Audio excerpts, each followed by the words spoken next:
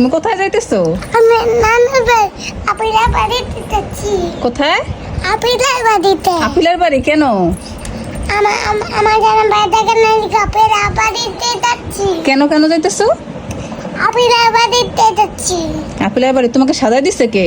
আমার মা সাথে দিচ্ছে আমাকে। তোমার টোটাল লিপস্টিক দেখিয়ে দিয়ে দিয়েছে? আমার মা আমি দিচ্ছি। তুমি নিজে নিজে দিছো? তুমি নিজে মেকআপ করতে পারো? মাশাআল্লাহ। তোমার শোনো শোনো, তুমি চলে যাইতেছো, শুনে যাও। আরে শোনো হয় কি। আসসালামু আলাইকুম, সবাই কেমন আছেন? তো অনেকদিন পর একটা ফ্যামিলি ব্লগ নিয়ে আপনাদের মাঝে হাজির হয়ে গেলাম। তো ফ্যামিলি প্রোগ্রামে সবাই একসাথে যাচ্ছি, আমি, আমার জা এবং আমার জায়ের মেয়ে, আর সামনে কিন্তু আছে আমার প্রবাসী হাজবেন্ড, আর আমার শ্বশুর শাশুড়ি কিন্তু আগেই চলে গিয়েছে প্রোগ্রামে। আমার পাশে আসো। এই হচ্ছে মিশাল, যার সুন্নতে খাতনা অনুষ্ঠানে আমরা এসেছি। আর হচ্ছে মিশে মাসনুন। বিশাল, কি অবস্থা তোমার? এখন কি হালচাল বলো? জি আলহামদুলিল্লাহ ভালো। সুস্থ আছো? জি আলহামদুলিল্লাহ। মাশাআল্লাহ, তুমি যেমন আগে থেকে একটু বড় হয়ে গেছো। যাক, আল্লাহ তোমার বড় করুক, বাচ্চা আল্লাহ।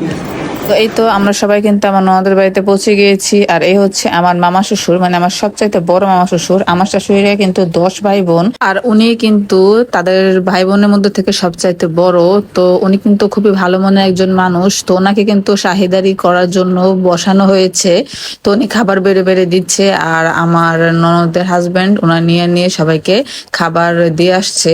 আর এই তো আমরা এখানে ফ্যামিলির সবাই কিন্তু একসাথে খেতে বসেছি, আর অন্যান্য যারা আছে তাদের খাওয়া দাওয়া কিন্তু আগে শেষ হয়ে গিয়েছে। আর ওনারা কিন্তু ছোটখাটো ভাবেই, ঘরোয়া ভাবে নিজের আত্মীয় স্বজন মিলিয়ে একটা ছোট অনুষ্ঠান করেছে। আর মিশালের মুসলমানি করানোটা এবং এটার যে ছোটখাটো প্রোগ্রাম, এটা সবটাই কিন্তু আমার প্রবাসী স্বামী মানে মিশালের বড় মামা, ওনার জন্য কিন্তু রাখা হয়েছিল মূলত। তো উনি কিন্তু দেশে আবার চলে যাবে, যার কারণে ওনার ছুটি শেষ, যার কারণে এটা একদম তাড়াহুড়ার মধ্যে করানো হয়েছে। তো ওনাদের ইচ্ছে ছিল আর কিছুদিন করানোর, কিন্তু তখন হয়তো করাতে পারবে জিনিসটা, কিন্তু তখন তো আর তাদের বড় মামা থাকবে না। তো বড় মামা অবস্থায় কাজটা শেষ করে নিল।